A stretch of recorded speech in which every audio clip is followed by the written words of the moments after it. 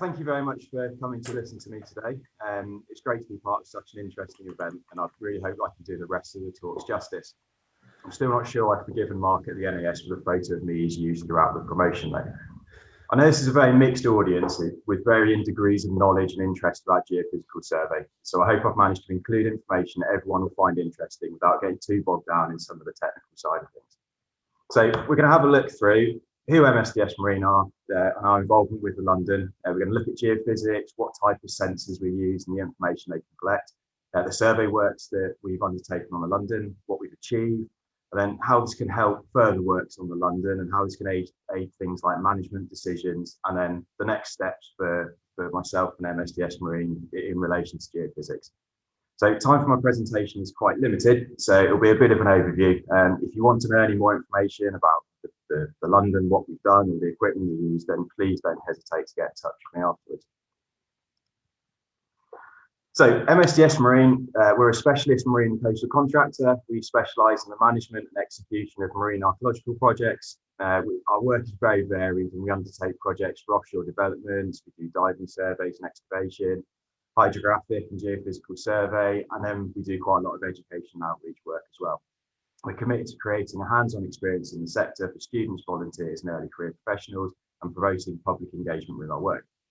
So as Mark said, my name is Mark James. I'm the Operations and Technical Manager for MSDS Marine. My day job generally involves managing and working on projects that have a diving, survey or boat-based component. So in my eyes, this is all the fun stuff.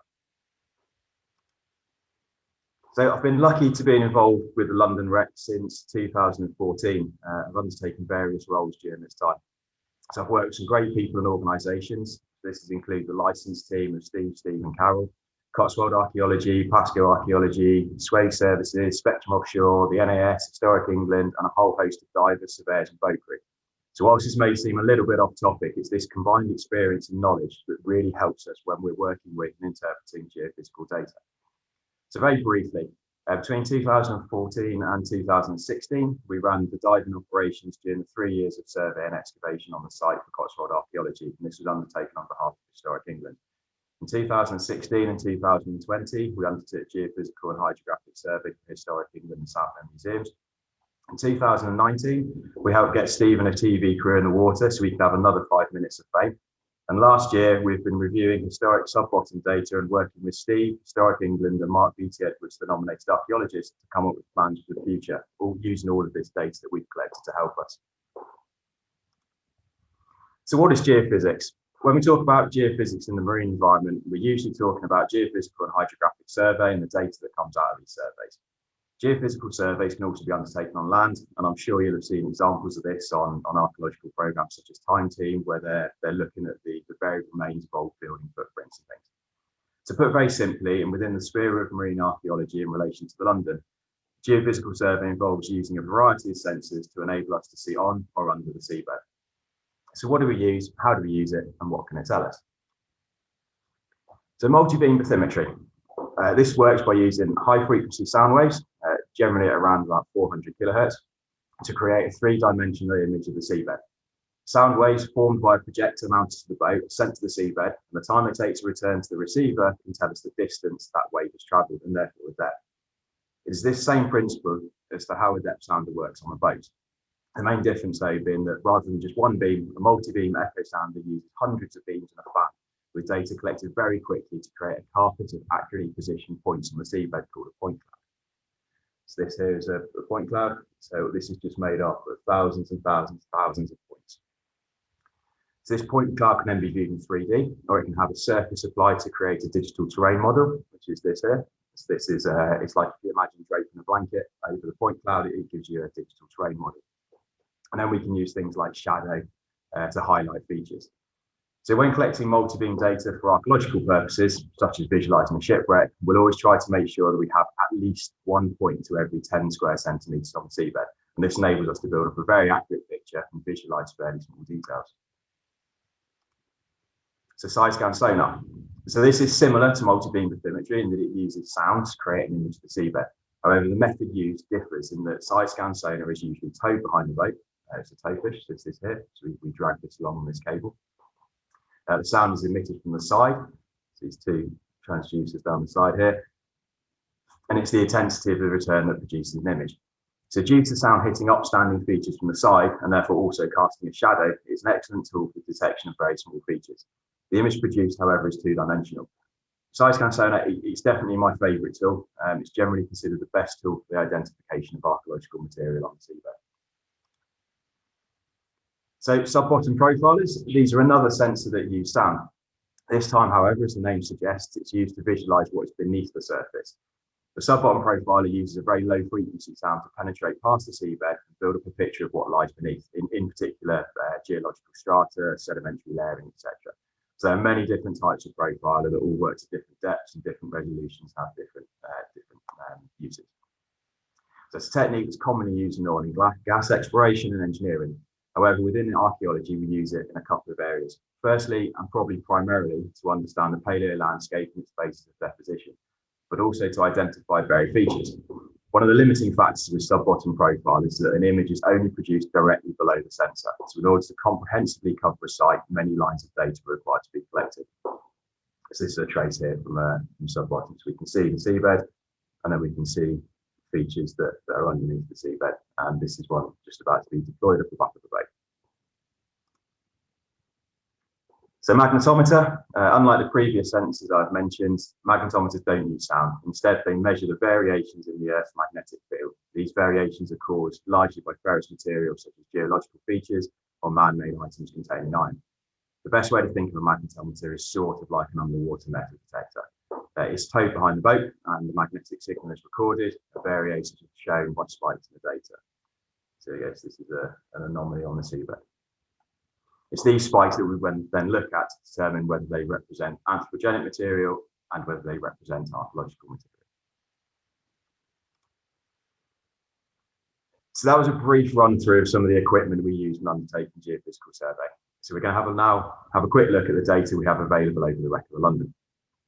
The location of the London outside a shipping channel and also within the jurisdiction of the Port of London Authority means that it's been subject to a number of surveys, predominantly multibeam, since the wreck was identified in the seabed. So Site 1 to the west was reported in 1962 by the PLA's Hydrographic Office, and Site 2 to the east was reported in 1979, also by the PLA's Hydrographic Office. The site's been surveyed by the PLA ever since as per their operational requirements, and this is to look for seabed levels for shipping and such like in the Thames. Survey for archaeological purposes commenced in 2002 on Site 2. This is by Wessex Archaeology, and this was a Sidescan Sonar and Magnetometer survey. In 2009, the Sidescan Sonar and Magnetometer survey was undertaken again by Wessex, which was over Site 1 and Site 2 prior to the commencement of diving operations. That survey also included the use of a sub-bottom profiler. We became involved in survey works over the London in 2016 when we undertook a multi-beam, sub-bottom profiler, side-scan survey of Sites 1 and Site 2. In 2020, we acquired an additional multi-beam data set. Again, this was over both sites. So for this presentation, we're going to have a look at the results of the 2016 and the 2020 surveys. So as I mentioned, in 2016, we undertook a multi-beam, side-scan sonar and sub-bottom profiler survey of Site 1 and Site 2. This is undertaken on behalf of Cotswold Archaeology for Historic England and South End Museum, and we work with Slate Services for some of this. The surveys cover the designated areas of both sites, which you can see here in red, Site 2 and Site 1, as well as the area in between and a buffer around the sites. In total, the area is around 700 metres by 180 metres. So the broad aims of the survey were to establish the seabed topography, including any areas of scouring the extent of the wreck using the multibeam data, to identify any debris within the survey area and the extent of any debris fields using the Sidescan data, and to establish the extent of any buried material using the sub-bottom data. So what did we see in the multibeam data? Within the multibeam data, we can clearly identify two sites to the London. So Site 2 to the west and Site 1 to the east. A colour scale on the left of the image here shows the depth of the seabed. So it's colour scaled. So red is shallowest and then purple is deepest.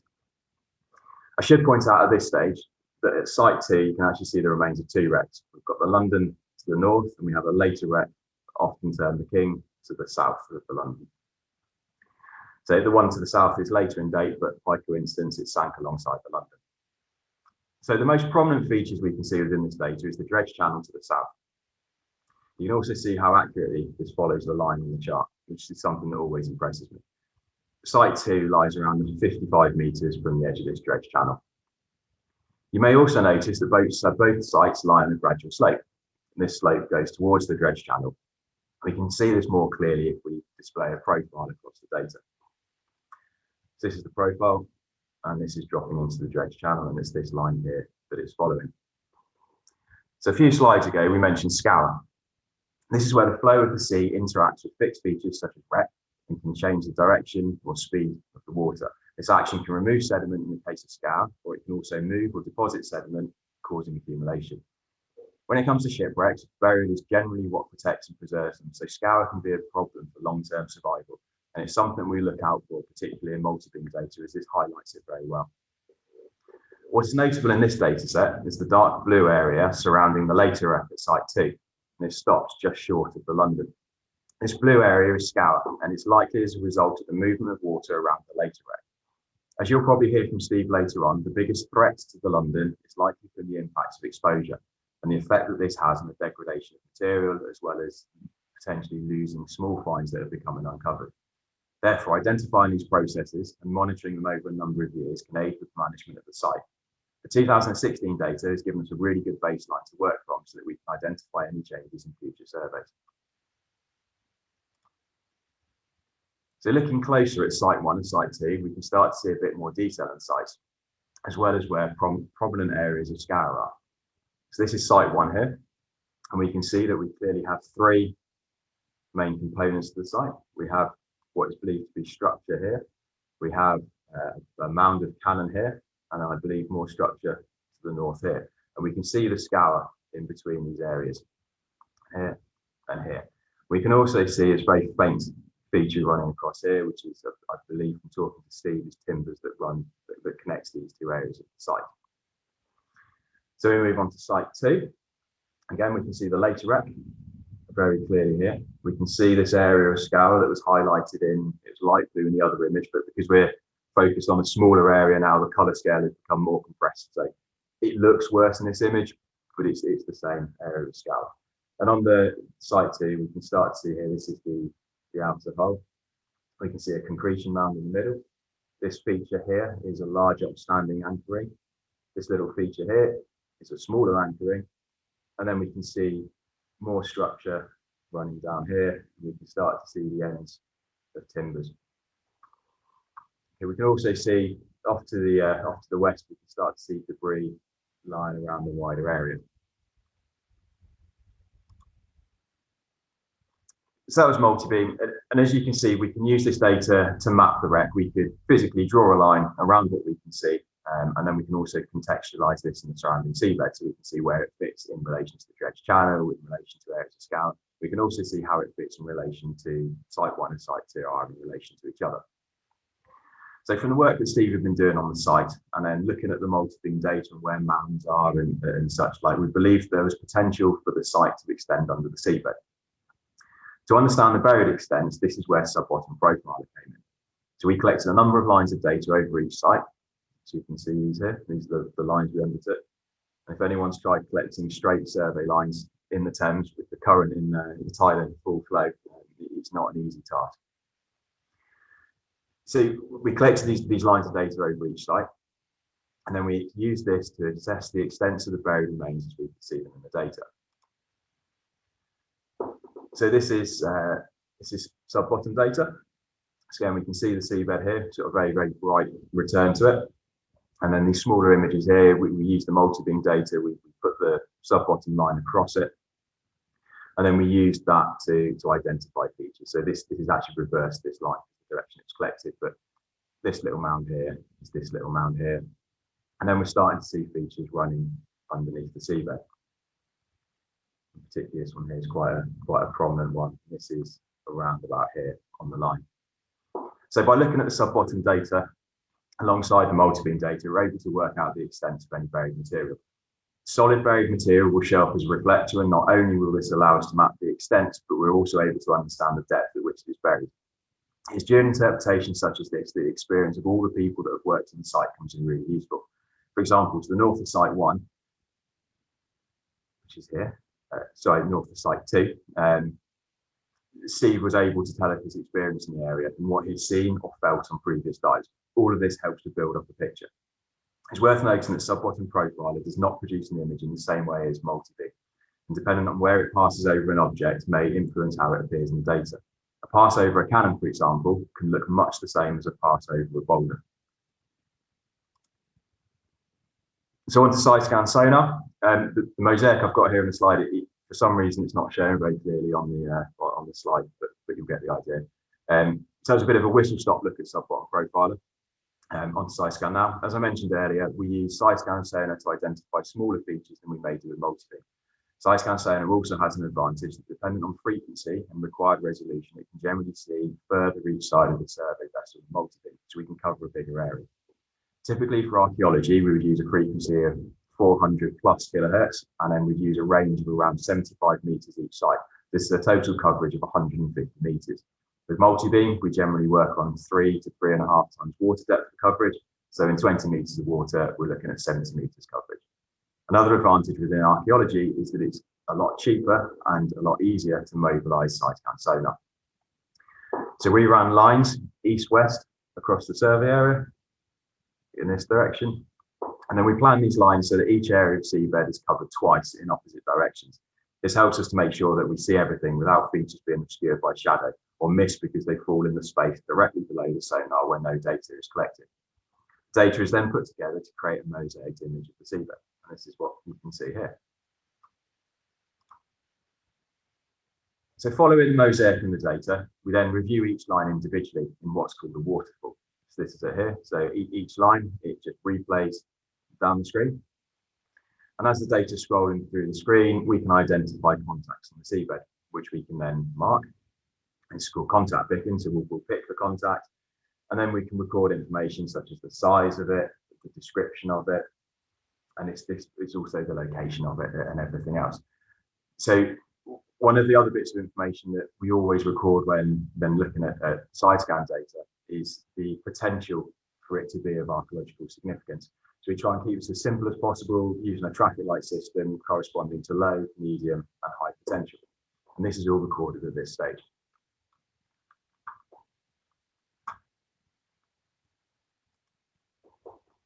So once all the contacts have been identified, they're plotted within a GIS alongside all the other data, and then we undertake a further assessment. So we may have contacts that we've seen on different lines, and we can see if they're in the same place and we can start to cull them.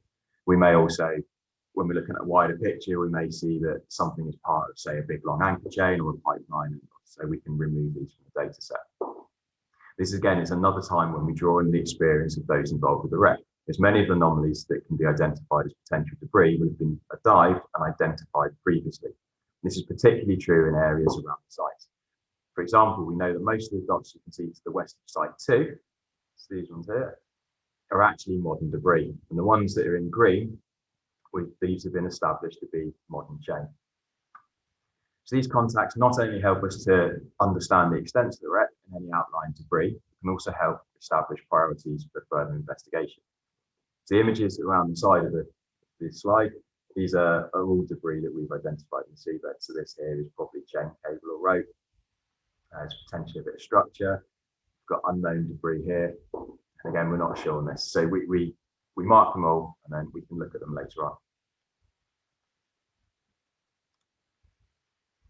I just wanted to show you this image of the London we collected after the main Sidescan survey. So to try and get the best possible image, we planned the survey line a few meters from the wreck, and then we flew the towfish as slow and as low as we dared. I think we got about 2 meters from the seabed, which right next to an area of wreckage is, it's quite interesting. But by doing this, we were able to create a very detailed image of the London. So we can see on here that we've got more detail than we had in the Multibeam. We can still see the same features. So we can see the outside of the hull here. And then we're starting to look at the timbers running here and here. But then we can also start to see individual timbers on the seabed. Okay, so moving back to Multibeam now. As we're all aware, the last year has been a strange and challenging time for a number of reasons. One of these has been the restrictions we've had when it's come to getting out on site. So as part of Historic England's ongoing management of London, we are commissioned to undertake a repeat high-resolution multi-beam survey following the same survey area as 2016.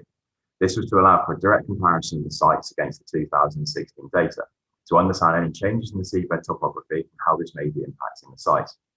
Unfortunately for me, we had to make the hard decision that mobilising a vessel and a survey team to Essex from Derby wasn't really in the spirit of the restrictions.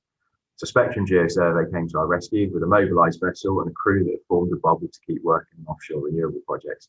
We sent them out with a detailed specification survey area, and the data came back to us for processing and interpretation. So as you can see overall, the general picture is very similar. We can see Site 1 and Site 2 clearly in the data, and then we can see the dredge channel running down to the south. We can still see the area of scour that we noted before in the 2016 data. At a survey scale, two things stand out to me immediately. The erosion to the edge of the dredge channel to the southwest of Site 2, which is much more pronounced than it was in 2016. But then also the characteristics of the bed forms have changed. So we can see these are a lot more prominent and a lot more visible. We can also start to see a bit more material lying around in the seabed. So where things get a little more interesting is when we start to look at Site 1 and Site 2 in a bit more detail, and particularly when we put them alongside the 2016 data. Before I put the images up, the 2016 and 2020 data sets have been adjusted vertically to match up the tops of features which we consider to be fixed and unlikely to have moved, mainly features such as large concretions or mounts of guns.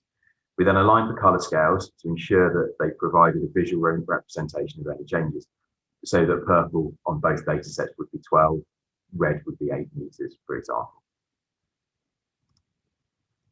So this is Site 1. The 2016 data is on the left and the 2020 data is on the right. As you can see, the difference is quite marked. So whilst overall the two data sets correspond in height, it's just worth mentioning that one of the cannons appears to have tilted slightly. It's this one here, which may have created an error of up to around 10 centimeters biased towards the 2020 data. So, for example, this is potentially presenting less sediment loss than we could expect. So the main differences we can see in this data, looking at it from a color-wise, it's a very good way of doing it because we can immediately see that this area here, well, in fact, the whole of the area has been subject to a degree of sediment loss. We can also start to see these features a lot more clearly. So up here, we now starting to see individual timbers, whereas before it was more mound, the sediment was built up against it. Then we're starting to see around the mound of cannon that this area is scoured out. And we're starting to see more features here, here, here. The linear feature that links these two has become much more pronounced, and we're starting to see more material down the side that was previously buried. We can also see here's a large area of structure, and this scour around the northern corner of it, this is actually starting to scour out underneath the timbers. And again, this goes back to what I was saying about working with people who are on the site and involved with the site. Steve was able to tell us that this has actually undercut under this material. So a few figures for you. To the east of the site, the seabed has reduced 40 to 80 centimetres. To the south, between 5 and 30 centimetres. To the west, 10 to 40 centimetres. And to the north, 60 to 80 centimetres. So we ran a surface difference analysis between the two data sets on an area of approximately 50 metres by 50 metres, so this square that you can see here. Over this area, there has been an average loss of 36 centimetres of seabed, with a total loss of 826 cubic metres of sediment.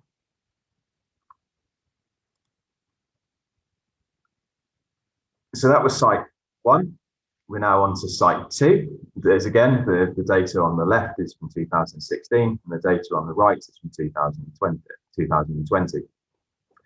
Whilst it's not quite as visually dramatic as Site 1, the difference is still quite apparent.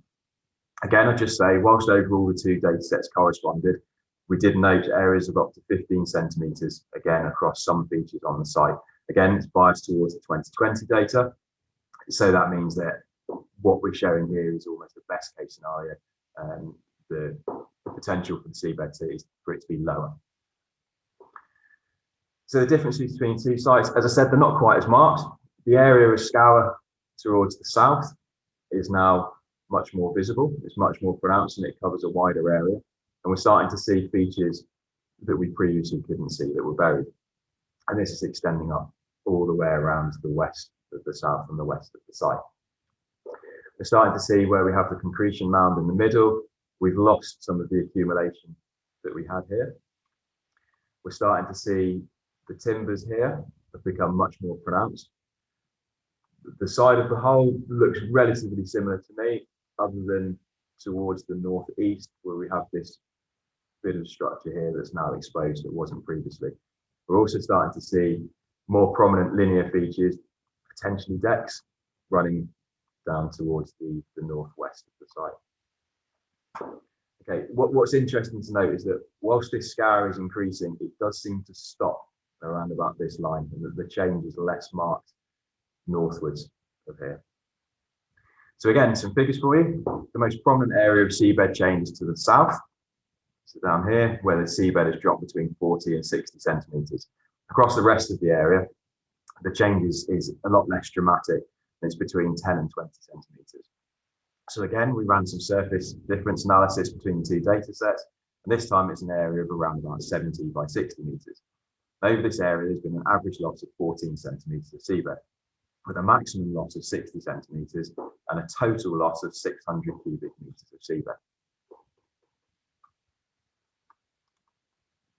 So what does this mean for London? There's clear evidence of sediment loss at both sites, although surprisingly to me, this is greater at site 1, which is the one that's furthest from the dredge channel and the effects of any shipping. Any sediment loss around the structure would have an impact on the potential for survival of structural elements and can exacerbate the loss of small finds.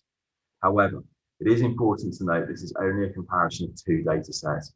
Whilst it cannot be denied there's been significant changes to the seabed between 2016 and 2020, there is the possibility that this is the result of cyclic variations, the results of significant weather events, and so on. I don't want to go too far into that. My gut feeling is that it isn't, and this is the result of sustained loss of seabed. But we would need to undertake further surveys in a year, 2 years' time to actually see what the longer term trend is. So the data collected in 2016 and 2020, not just that showing sediment loss, but also distribution material can and is helping inform management decisions on the site. So this leads me very nicely onto what's next. The 2016 and 2020 surveys identified a number of features around the sites of London that may or may not be related to the wreck. Steve and the licence team have also spent a lot of time working on the site plan and their observations on the site. Working on a historic England-funded project, we'll be working with the licence team and their nominated archaeologist, Mark B.T. Edwards, to undertake a field programme of ground truthing of unknown features using divers with a tracking system, the acoustic location of features already identified, the positioning of control points, and the creation of a digital site plan within 3H Consulting site recorder programme. All of this data will use the 2020 Multibeam as a base map, as it provides the most recent and therefore likely the most accurate representation of what currently lies on the seabed. So to achieve this, we'll be working with Sonar, but in their latest iteration of their range of acoustic tracking system through its paces. This will allow us within Site Recorder to accurately see the positions of the divers in real time over the Multibeam data, guide them to features, and take accurate positions and observations during the dive. So that's me. It just leaves me to say thank you very much for your time, and I hope you enjoy the rest of the day and the remaining presentations. Thank you, Mark. Brilliant. Perfectly done to time. Janice has said, where does the sediment go? Does it move towards the, London, or does it go out to sea, out into the channel? It's going to move both ways. Well, that's the simple answer, yes. Yeah. It will move both ways, and it will get dumped at features, or it will be where current slows down, it will dump material, and when it speeds up, it will take material away generally. I mean, like you, I was surprised by site 1 being so pronounced by comparison to site 2. I had expected it to be completely the other way round. But then in last year, stood in the scour next to the iron guns, and the guns were at my head and my feet were on the ground, and I'm 5'6.5" and a quarter or whatever. It's quite a pronounced scour. Yeah. I wondered about comparing it to the Multibeam data sets that Wessex took and had from 2002 and 2000, whatever it was, 6. Yeah, we had a Multibeam data set from 2013. The difference with it was the data that we were able to have was gridded at 1 meter. So I was saying about having a point every 10 centimeters on the seabed. Yeah. This had a point every meter squared on the seabed. And the problem with that is it means that the surface model that you create to do the surface difference change in it, it's not quite as accurate. So it's fuzzier, for want of a better word. So that was why we wanted to make sure the 2016 and 2020 were both high resolution, high specification surveys to enable us to do a proper comparison. Okay, brilliant. We have done a bit. We have done some previously on the 2013 yeah. and 2016, but it couldn't really get too much from it. We're sort of out of time, but I'm going to ask one more question in terms of Jonathan has asked, do you compare to other data collections in the area or the Thames in terms of seeing whether this is a wider erosion that's taking place down other stretches of the Thames? Within respect to the London, no, it's not something we've done. There's obviously a cost to surveying it, and then a cost to looking through the data and doing that. And it's not something we've done in that area. We've undertaken it in areas like the Goodwin Sand, where we've been working on a number of wrecks over a wider area. But it's not something we've done in the Thames, although perhaps it's something that we should probably have a look at. Well, it's work for the PLA, really, isn't it? I suppose. Yeah, so the PLA do monitor. Part of their ongoing survey routine is to look at sediment changes throughout the Thames. Brilliant. Well, thank you for joining us, Mark.